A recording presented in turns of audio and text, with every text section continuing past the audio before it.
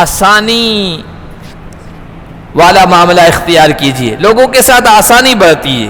ظاہر سا معاف کرنا بھی آسانی ہے، درگزر کرنا بھی آسانی ہے، ان کے ظلم کو، ناروا سلوک کو برداشت کرنا، یہ بھی آسانی پیدا کرنا ہے۔ آیت کی تفسیر میں کہا، حضور علیہ الصلوۃ والسلام کی حدیث پیش کی گئی، حضور نے فرمایا یسروا ولا تعسروا وبشروا ولا تنفروا، معافی، عفو، درگزر کی عادت اپنا لینے کا کیا مطلب؟ اے لوگوں آسانیاں پیدا کرو، مشکلات مت پیدا کرو، اے لوگوں خوشخبریاں سناؤ، لوگوں کو بدکاؤ نہیں، جو تم سے تعلق توڑے اس سے تعلق جوڑو، جو تمہارے ساتھ زیادتی کرے تم اس کو بھی معاف کر دو، اور جو تمہارے ساتھ سختی کا معاملہ کرے تم اس کے ساتھ نرمی کا معاملہ کرو۔ یہ اللہ کے نبی سے کہا گیا اور اللہ کے نبی نے اس کو اپنایا۔ بسم اللہ الرحمن الرحیم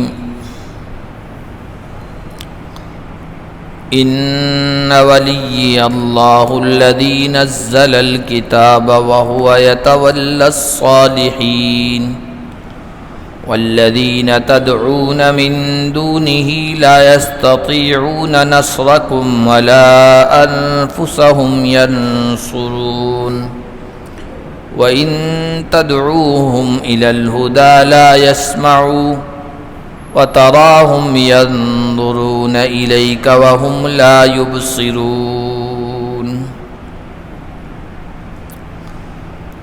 آج کے درس کا آغاز ہم اللہ کے فضل و کرم سے سورۃ الاعراف کی آیت نمبر 197 سے کر رہے ہیں۔ گزشتہ درس میں جو آیتیں اخیر میں تلاوت کی گئی تھی اس میں بتوں کی عاجزی اور بے بسی کو بیان کیا گیا تھا، اور اللہ کے نبی صلی اللہ علیہ وسلم سے کہا گیا کہ آپ انہیں کہیں، چیلنج دیں کہ تمہارے بے جان بت میرا کچھ بھی نہیں بگاڑ سکتے، تم میرے خلاف پوری طاقت جھونک دو، مجھے مہلت مت دو، میرا کچھ بھی نقصان نہیں کر سکتے، اس وجہ سے کہ ان ولی اللہ الذی نزل الکتاب، میرا کام بنانے والا، میرا دوست کارساز وہ ہے جس نے یہ قرآن اتارا ہے، یہ کتاب اتاری ہے، اور وہ نیک لوگوں کا سرپرست ہے، نیک لوگوں کا کام وہی بناتا ہے۔ اس آیت کے ضمن میں حضرت عمر بن عبدالعزیز رحمۃ اللہ علیہ کا واقعہ بھی بیان کیا گیا ہے۔ عمر بن عبدالعزیز رحمۃ اللہ علیہ یہ بنو امیہ جو خاندان تھا جس میں خلافت رہی ہے، حکومت رہی ہے، اس میں سے تھے۔ تو ان سے پہلے جو بادشاہ بنے نا، خلیفہ بنے، انہوں نے بیت المال کی، عوام کی چیزوں کو اپنے قبضے میں لے لیا تھا، بہت ساری چیزوں کو۔ اللہ تعالیٰ کو کچھ اچھا منظور تھا امت کے لیے، تو عمر بن عبدالعزیز کو خلافت مل گئی، اور اس طرح ملی کہ وہ سوچ بھی نہیں سکتے تھے، کوئی انسان سوچ نہیں سکتا تھا کہ یہ خلیفہ بنیں گے۔ جب خلیفہ بنے تو انہوں نے سب سے پہلا آرڈر یہ جاری کیا کہ ہمارے پہلے پرکھوں نے، میرے اگلے لوگوں نے خلافت پر آنے کے بعد جو ناجائز مال سرکاری خزانے سے اپنے اندر جمع کیے ہیں وہ سب واپس کیے جائیں۔ تو اس میں ان کی بیوی بھی تھی فاطمہ، تو فاطمہ سے کہا کہ یہ جو ہار ہیں، یہ جو زیورات ہیں، یہ تمہارے بھائیوں نے، تمہارے والدین نے، خزانے، یہ امت کا مال تھا جو جمع کیا ہے، اس لیے یا مجھے پسند کرو یا ان زیورات کو پسند کرو۔ وہ بھی بڑی فرما بردار تھی، کہا کہ میں تو آپ کو پسند کرتی ہوں، وہ سب واپس کر دیے۔ بڑا لمبا واقعہ ہے۔ حضرت عمر بن عبدالعزیز کو زیادہ خلافت کا ٹائم نہیں ملا، 2 سال ملے زیادہ سے زیادہ۔ کیوں؟ اس لیے کہ ان کے خاندان والے ان کے مخالف ہو گئے تھے، سارا مال واپس لے لیا، تو کہتے ہیں کہ زہر دے کر ان کو ختم کر دیا تھا۔ حضرت عمر بن عبدالعزیز کے قریبی لوگوں نے ان سے کہا کہ آپ سے پہلے جو لوگ تھے انہوں نے اپنی اولاد کے لیے بہت کچھ کیا، آپ کیوں نہیں جمع کرتے؟ تو انہوں نے بہت اچھی بات کہی، وہ جو جملے کہے وہ بہت بہترین۔ انہوں نے کہا، چونکہ وہ یہ آیت پڑھی تھی انہوں نے، اس میں انہوں نے کہا کہ ولدی اما ان یکون من الصالحین و اما ان یکون من المجرمین، اولاد کی میں فکر کروں، تم کہہ رہے ہو دیکھو میری اولاد کی دو حالتیں ہیں، یا تو وہ صالحین ہیں اللہ کے فرما برداروں میں سے، یا پھر مجرمین میں سے اور نافرمانوں میں سے۔ فَإِذَا كَانَ مِنَ الصَّالِحِينَ فَوَلِيُّهُ اللَّهُ، اگر وہ نیک لوگ ہیں، صالحین ہیں، تو ان کا کام بنانے والا اللہ ہے، کیونکہ اللہ کہتا ہے وَهُوَ يَتَوَلَّى الصَّالِحِينَ، یہ آیت اللہ نیک لوگوں کا سرپرست ہے، ان کا کام بناتا ہے۔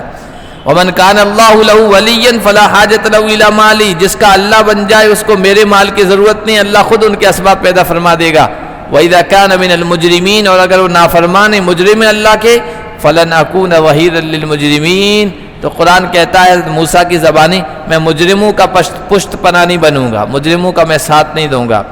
وَمَنْ رَدَّهُ اللَّهُ، اگر وہ مجرم ہیں اور اللہ انہیں ٹھکرا دے، لَمْ أَشْتَغِلْ بِإِصْلَاحِ مُهِمَّاتِهِ، ان کے کاموں کی فکر میں اپنے آپ کو مشغول نہیں کروں گا۔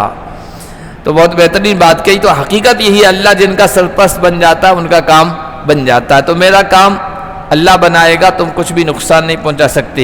آگے فرمایا وَالَّذِينَ تَدْعُونَ مِن دُونِهِ، جن کو تم اللہ کو چھوڑ کر اللہ کے علاوہ جن کو تم پکارتے ہو، نہ وہ تمہاری مدد کر سکتے ہیں نہ وہ اپنی مدد کر سکتے ہیں۔ وَإِن تَدْعُوهُمْ إِلَى الْهُدَىٰ لَا يَسْمَعُوا، اگر ان کو نیکی کی طرف، ہدایت کی طرف، اچھائی کی طرف، کامیابی کی طرف بلاؤ تو وہ تمہاری بات سنتے نہیں، یعنی تم ان سے کہو کہ ہمیں دنیا میں کامیابی دو، رزق میں کشادگی دو، مصیبتیں دور کرو، تو تمہاری پکار کو سنتے نہیں، اور تم ان کو دیکھو گے کہ وہ تمہاری طرف دیکھ رہے ہیں، حالانکہ وہ دیکھنے والے نہیں ہیں۔ بظاہر آپ دیکھیں بت بنے ہوئے ہیں، مورتیاں بنی ہوئی ہیں، انسانوں کا مجسمہ بنا ہوا ہے، ان میں آنکھیں بھی ہے، ہمیں ایسا لگتا ہے کہ ہماری طرف دیکھ رہے ہیں، لیکن ان میں دیکھنے کی طاقت نہیں ہے۔ اے نبی آپ ان سے یہ کہہ دیجئے، ظاہر سی بات ہے ان کے خود ساختہ معبودوں کے بارے میں ایسی باتیں کہی جائے تو وہ غصے ہوں گے، آپے سے باہر ہوں گے، اور نبی پاک صلی اللہ علیہ وسلم کو تکلیف پہنچانے کی کوشش کریں گے، نازیبا باتیں کہیں گے، مختلف جملے کسیں گے اللہ کے نبی کے بارے میں، اور کوئی انسان کتنا ہی نیک کیوں نہ اس کے بارے میں جملے کسے جائیں تو اس کو بھی غصہ آ سکتا ہے، وہ بھی ریئیکشن دکھا سکتا ہے۔ تو ہو سکتا تھا کہ ترکی بترکی جواب دیا جائے، ریئیکشن دکھایا جائے اللہ کے نبی کی طرف سے، تو آگے اللہ کے نبی صلی اللہ علیہ وسلم سے کہا گیا اور اللہ کے نبی کے واسطے سے ہم کو کہا گیا، امتیوں کو کہا گیا ہے، خُذِ الْعَفْوَ وَأْمُرْ بِالْعُرْفِ وَأَعْرِضْ عَنِ الْجَاهِلِينَ، اخلاق سکھائے جا رہے ہیں اللہ کے نبی صلی اللہ علیہ وسلم کو۔ یہ غصہ دلانا چاہیں نا، غصے میں نہیں آنا ہے، آپے سے باہر نہیں ہونا ہے۔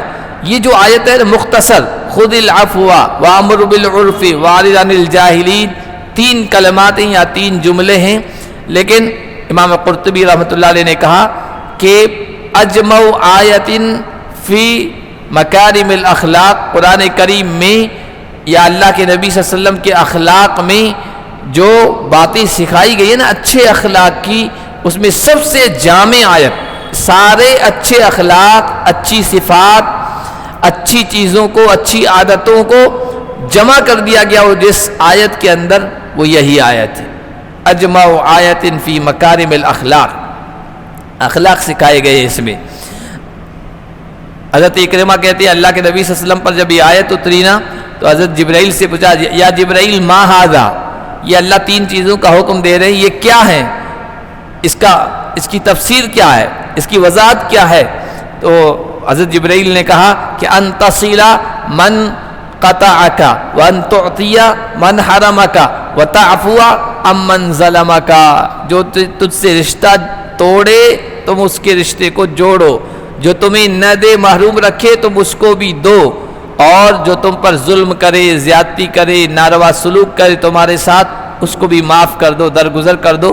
اس آیت میں یہ چیز سکھائی گئی ہے، اخلاق سکھائے گئے، اور اخلاق سب سے اہم چیز ہے۔ اثقل شیء فی المیزان خلق حسن تام، کل قیامت کے دن میزان میں، ترازو میں جو سب سے بھاری چیز ہوگی نا وہ اچھے مکمل اخلاق ہیں۔ اسی لیے آقا علیہ الصلوۃ والسلام کی تعلیمات کا خلاصہ ہے، آپ کے فرمان کا خلاصہ کہ عبادت بھی کمی اگر ہو جائے تو اخلاق سے اس کی تکمیل ہو سکتی ہے، بھرپائی ہو سکتی ہے، لیکن اگر اخلاق میں کمی آ جائے کمی رہ جائے عبادات اس کی بھرپائی نہیں کر سکتی۔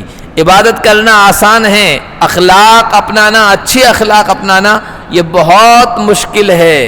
رات کو آپ کھڑے ہو کر 100 رکعت نفل نماز پڑھ سکتے ہیں، لیکن کسی کو معاف کر دینا، غصہ آنے کے باوجود غصے کو دبا لینا، جو آپ کے ساتھ ہمیشہ ناروا سلوک کرتا اس کے ساتھ اچھا سلوک کرتے جانا، جو رشتہ دار آپ کی ہر جگہ برائی کرتا ہے اور ہر جگہ آپ کو نیچا دکھانے کی کوشش کرتا ہے اور آپ سے دور ہونے کی کوشش کرتا ہے، اس کو بھی اپنے سے قریب کرنا اور اس کے ساتھ بھی عفو کا، درگزر کا، اگنور کا، اعراض کا معاملہ کرنا یہ بہت مشکل کام ہے۔ اللہ کے نبی صلی اللہ علیہ وسلم سے کہا جا رہا ہے خذ العفو، نبی معافی اور درگزر کی عادت بنا لیجئے، اس کو اپنا لیجئے۔ اس کی تفسیر میں کہا آسانی والا معاملہ اختیار کیجئے، لوگوں کے ساتھ آسانی برتیے۔ ظاہر سا معاف کرنا بھی آسانی ہے، درگزر کرنا بھی آسانی ہے، ان کے ظلم کو، ناروا سلوک کو برداشت کرنا یہ بھی آسانی پیدا کرنا ہے۔ آیت کی تفسیر میں کہا، حضور علیہ الصلوۃ والسلام کی حدیث پیش کی گئی، حضور نے فرمایا یسروا ولا تعسروا وبشروا ولا تنفروا، معافی، عفو، درگزر کی عادت اپنا لینے کا کیا مطلب؟ اے لوگوں آسانیاں پیدا کرو، مشکلات مت پیدا کرو، اے لوگوں خوشخبریاں سناؤ، لوگوں کو بدکاؤ نہیں، جو تم سے تعلق توڑے اس سے تعلق جوڑو، جو تمہارے ساتھ زیادتی کرے تم اس کو بھی معاف کر دو، اور جو تمہارے ساتھ سختی کا معاملہ کرے تم اس کے ساتھ نرمی کا معاملہ کرو۔ یہ اللہ کے نبی سے کہا گیا اور اللہ کے نبی نے اس کو اپنایا۔ چوتھے پارے میں آیا فَبِمَا رَحْمَةٍ مِّنَ اللَّهِ لِنْتَ لَهُمْ، اے نبی اللہ کے فضل و کرم سے تم ان کے لیے نرم پڑ گئے، تم نے ان کے یعنی تمہارے دشمنوں اور مخالفین کے ساتھ بھی نرمی اپنائی۔ وَلَوْ كُنْتَ فَظًّا غَلِيظَ الْقَلْبِ، اگر آپ سخت مزاج ہوتے، تند خو ہوتے، سخت اخلاق والے ہوتے، لَانْفَضُّوا مِنْ حَوْلِكَ، یہ آپ کے یہاں سے اٹھ کے چلے جاتے، بکھر جاتے، کوئی آپ کے قریب بھی نہیں آتا۔ وَأَمُرْ بِالْعُرْفِ، دوسرا کام کا آپ نیکی کا حکم دیجئے، اچھائیوں کی طرف بلائیے، نیکیوں کی طرف بلائیے۔ وَأَعْرِضْ عَنِ الْجَاهِلِينَ، اور تیسرا جاہلوں سے اعراض کیجئے۔ جاہل کون ہے؟ ہم جاہل کیسے کہتے ہیں؟ جو ان پڑھ ہے، جو لکھنا پڑھنا نہیں جانتا، اس کو ہم جاہل کہتے ہیں۔ قرآن اور حدیث کی اصطلاح میں جاہل وہ ہے جو اللہ اس کے رسول کا نافرمان ہے اور بد اخلاق ہے، قرآن کی اور حدیث کی تعلیمات کو نہیں اپنا جاتا ہے، بد اخلاق ہے، بد اخلاقی کے ساتھ پیش آتا ہے، آپ اس کو اگنور کیجیے، اعراض کیجیے، وہ جیسا کر رہا ویسا آپ اس کے ساتھ مت کیجیے، یہ ہے اعراض عن الجاہلین۔ اسی آیت کی تفسیر میں ایک واقعہ نقل کیا گیا حضرت عمر ابن خطاب رضی اللہ تعالیٰ عنہ کا۔ حضرت عمر ابن خطاب رضی اللہ تعالیٰ عنہ اپنے قریب علم والے قاری قرآن کے ماہر لوگوں کو رکھا کرتے تھے، چاہے وہ جوان ہو، چاہے ادھیڑ عمر کے ہو، چاہے بوڑھے ہو، کبھی کبھی چھوٹی عمر کے لوگوں کو بھی آگے رکھتے تھے کیونکہ ان کے پاس علم ہوتا تھا۔ اسی طرح کا ایک آدمی تھا جو جوان تھا بالکل، حر ابن قیس، جو حضرت عمر کے بہت قریب تھا۔ اس کے چچا تھے عیینہ ابن حصن فزاری، گاؤں دیہات کے رہنے والے تھے، بدو ٹائپ کے۔ وہ آیا، چچا آیا اور کہنے لگا بھتیجے، عمر کی بارگاہ میں، عمر کے دربار میں تمہارا بڑا مقام ہے، تم ان کے قریب رہتے ہو، تو میرے لیے اجازت چاہو، میں ان کی مجلس میں آنا چاہتا ہوں، کچھ بات کرنا چاہتا ہوں۔ تو بھتیجے نے کہا چچا جان موقع دیکھ کر میں حضرت عمر سے اجازت چاہوں گا اور انشاءاللہ مل جائے گی۔ چنانچہ موقع دیکھ کر حضرت عمر بن خطاب سے عرض کیا میرے چچا آئے ہوئے آپ سے ملنا چاہتے ہیں، تو کہا ٹھیک ہے اجازت دے دو۔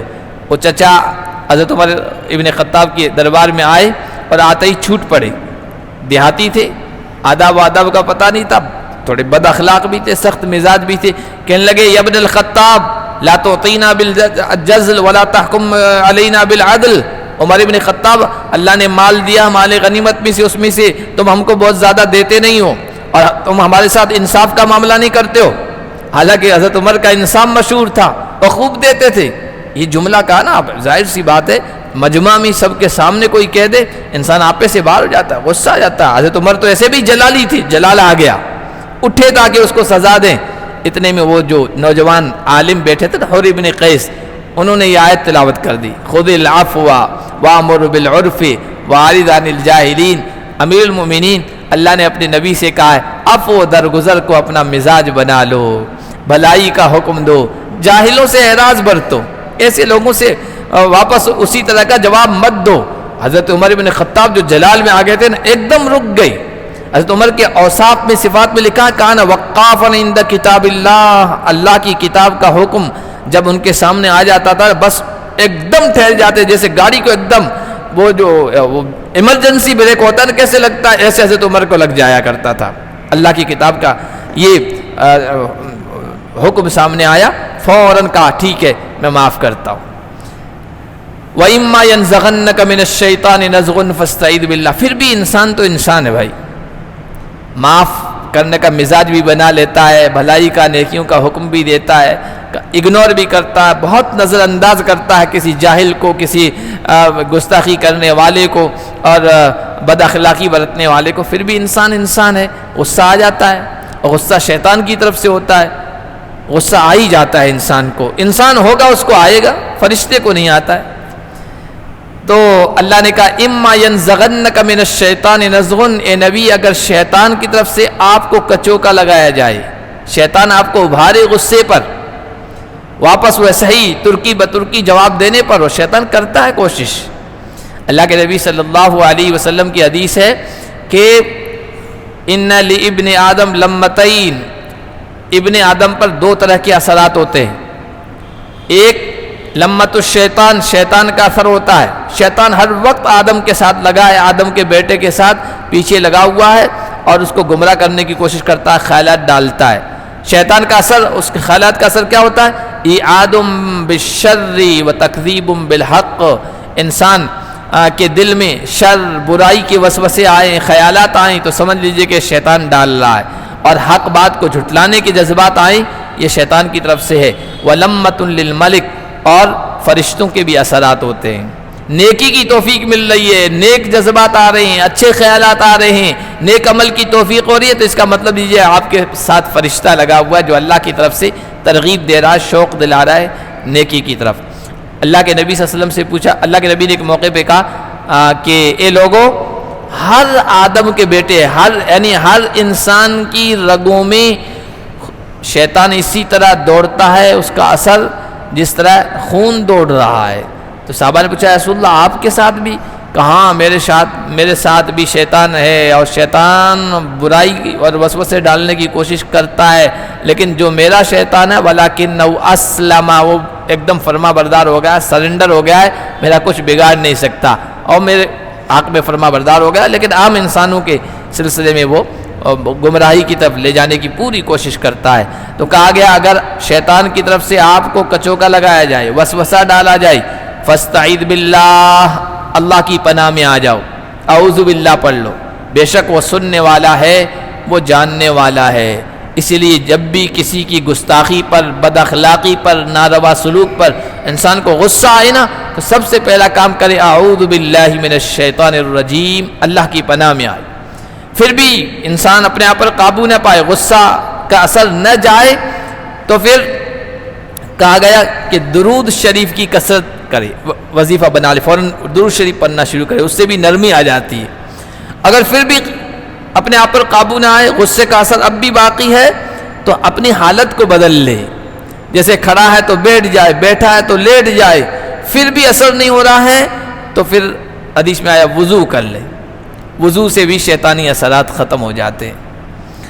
ان الذين اتقوا اذا مسهم طائف من الشيطان تذكروا فاذا هم مبصرون، بے شک جو لوگ تقوی والے جب ان کو شیطانی خیالات پہنچتا ہے، شیطانی خیال پہنچتا ہے، شیطانی اثر پہنچتا ہے، فوراً چونک جاتے ہیں اور اچانک وہ دیکھنے والے بن جاتے ہیں۔ دیکھیے شیطان کے اثرات ہوتے ہیں، انسان پہ پڑتے ہیں، غصہ آ جاتا ہے، برائی بھی آ جاتی ہے، دل میں برے جذبات پیدا ہو جاتے ہیں، اور یہ کوئی نیکی کے مخالف نہیں۔ قرآن کیا کہہ رہا ہے؟ ان الذین اتقوا، تقوی والے، اس کا مطلب یہ ہے تقوی والے بھی نیک لوگوں سے بھی گناہ ہو جاتا ہے، نافرمانی ہو جاتی ہے، قرآن و حدیث کے خلاف ہو جاتا ہے۔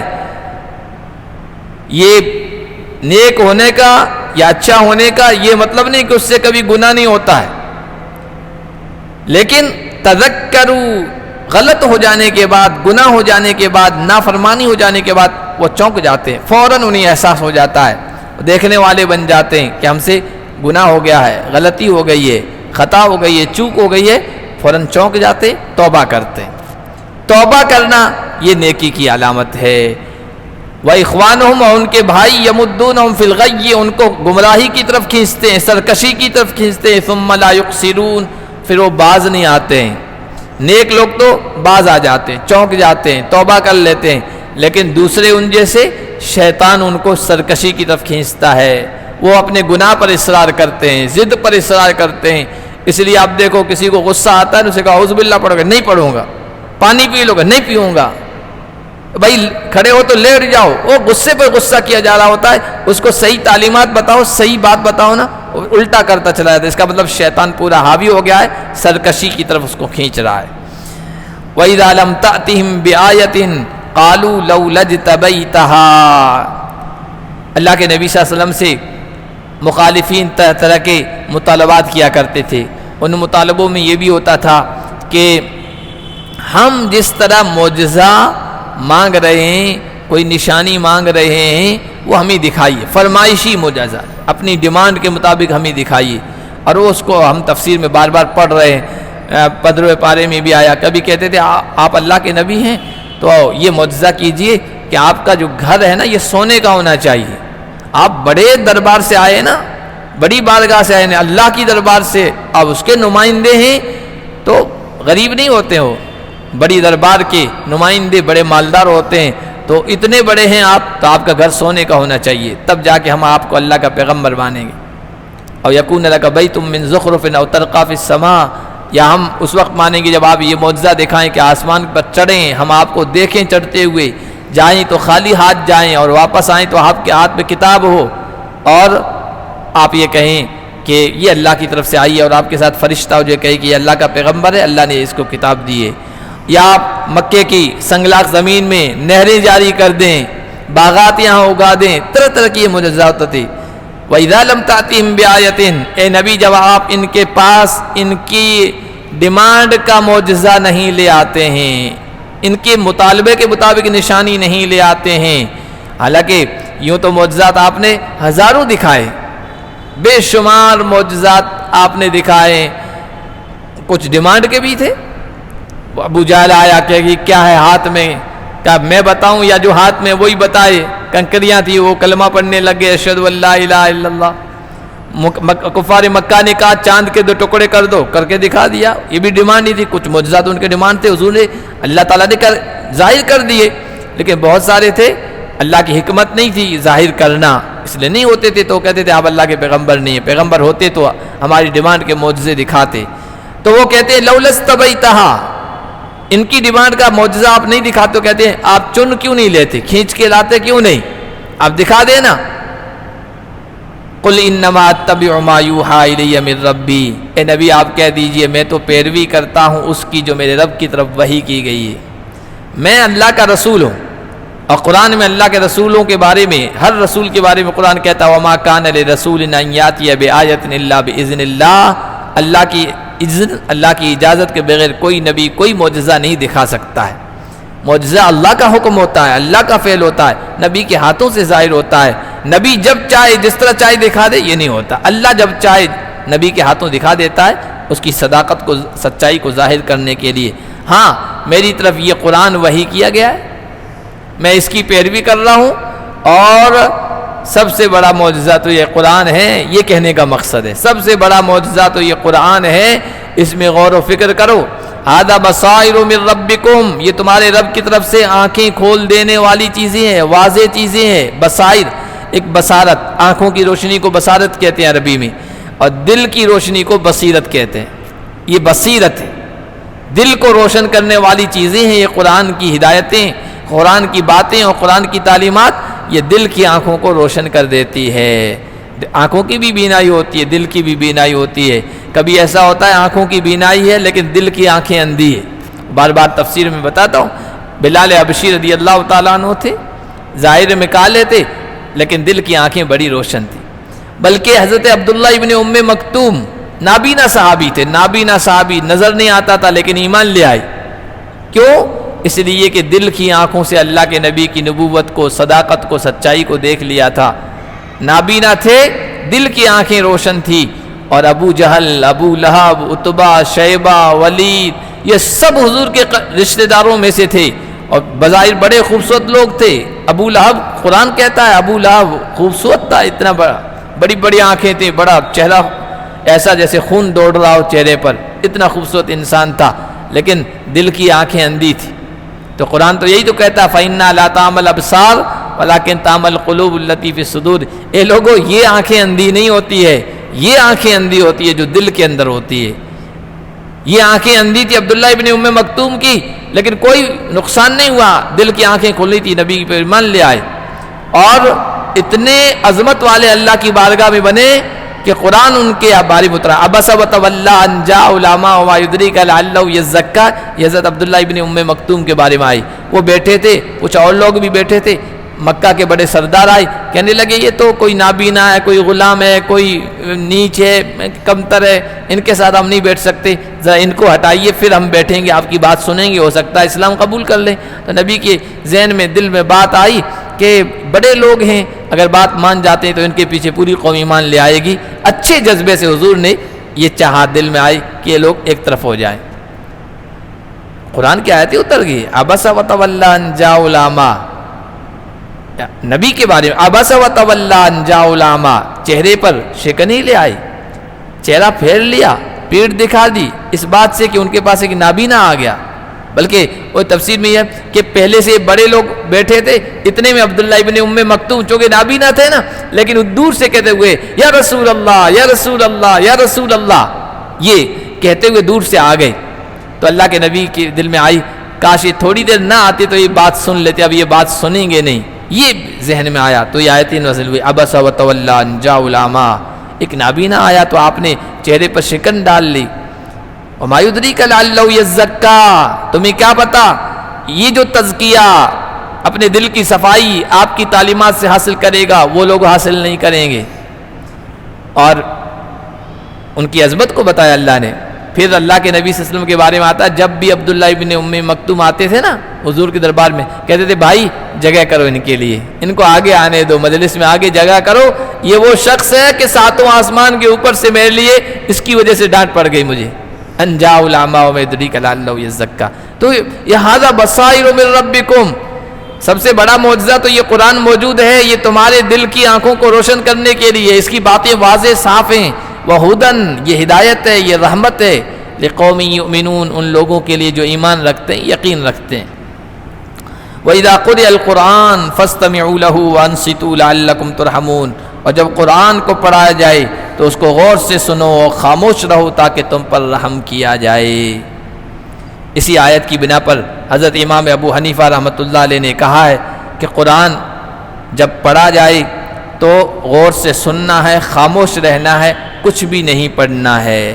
یہ نماز کے بارے میں مفسرین کے سردار حضرت عبداللہ ابن عباس رضی اللہ تعالیٰ عنہ، جو صحابہ میں قرآن کے بڑے ماہر تھے، اللہ کے نبی صلی اللہ علیہ وسلم کی دعائیں ان کو شامل حال تھی، ان کے شامل حال تھی، وہ کہتے ہیں یہ آیت قرآن کے بارے میں اتری ہے۔ بعض روایات میں جمعہ کے خطبے کے بارے میں بھی آیا، یہ اس بارے میں اتری ہے۔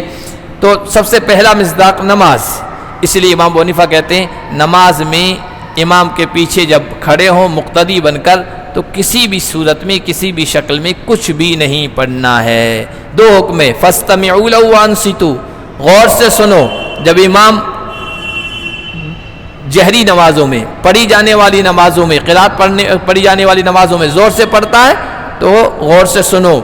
اور کچھ نمازیں ایسی ہیں جو سری ہیں، جن میں امام زور سے نہیں پڑھتا ہے، تو کہا وَأَنصِتُوا، اس میں کیسے غور سے سنیں گے؟ تو کہا بس کان لگاؤ، متوجہ رہو پورے امام کی طرف، امام کی قرات آپ کے لیے کافی ہے۔ مسلم شریف کی روایت میں حضرت ابو موسیٰ اشعری نے کہا اذا قرأ فانصتوا، جب امام قرات کرے تو تم غور سے سنو، خاموش رہو۔